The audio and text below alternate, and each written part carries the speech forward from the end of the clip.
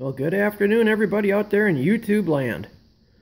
Yeah, I know it's been a couple weeks. I said I was going to do more videos, but you know. Workbench, dirty, but not bad. But I figured to get the best, award for dirtiest workbench, you better have multiples. So I got that workbench over there, and now I got that workbench right there. So I can really make a mess. Let's see. There was supposed to be some surprises coming in. I know I said that the last time I made a video. Some of you already know this surprise. Some of you don't. But, that's a 1929 Ford Model A sedan. It's been sitting in a garage in Milwaukee, probably a good 45 years. Probably tickling 50. The gentleman I bought it from, he's had it since he was 16, 17 years old. He's never driven it. And the story goes, it was behind a gas station. He acquired about it in high school. He bought it for $100. Him and his buddies took it apart because he couldn't get it out of the backyard. Took it to his parents' house. He put it together. Never drove it. And then he bought a house out of high school, and that's where it's sat ever since. This car is insanely solid. It's missing some parts. Not a big deal. It's a Ford Model A. You can buy that stuff anywhere. A couple little dings and dents, but all in all, it is probably one of the most solid sedans from this area I've ever seen. It's got the usual little bit of rust starting in the cowl where the wood is, really typical. And there's one little rust spot there. That's it. There's no rust anywhere. There's no Bondo. This is the original Ford paint. It's pretty cool. So this is going to be my next hot rod I'm building.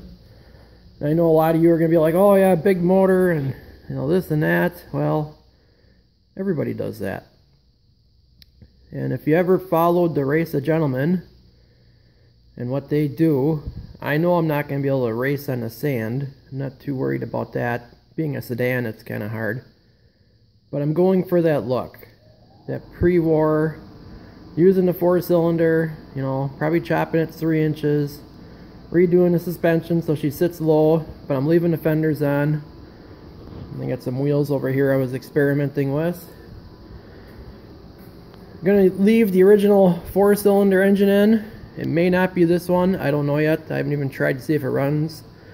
Supposedly it was a rebuilt engine. Someone took it out, making a hot rod. The guy I bought the car from said he bought it out in Hershey, stuck it in the car, and that's as far as he ever went. So there's going to be one of those in its near future. And of course a homemade header. But I got time. I ain't worried about that one. And if you probably noticed, that panel truck's not in here no more. That's so nice. But the next project showed up, and that's a 1929 Studebaker 5-window coupe. This car kind of has the same story as my car. It's been sitting in a garage in Cudahy, which is a suburb of Milwaukee, for about 40 years. This is how we pretty much got it. It was half apart. All the parts are with it.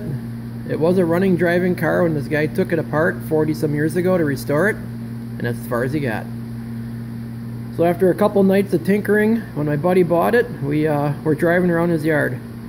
Got it fired up. Runs pretty darn good considering. Kind of a neat system. Definitely odd. But this too is going to go to the Race a Gentleman. So what I'm going to do is make an intake manifold so I can put a downdraft carb on it and then make a header for it and a couple other little things, but I'm hoping we get picked with this one to actually race in the sand. This one's really cool. So this one's kind of a hot one. I gotta get this done before Christmas because the submission for the Race a Gentleman is January 1st. So I'm kind of under the gun here. Gotta get going. So that's what I'm up to. And that's about it. So I already put a video up of this thing driving, so it does run, drive, and stop. Now to make it drive a little better. Talk to you guys later.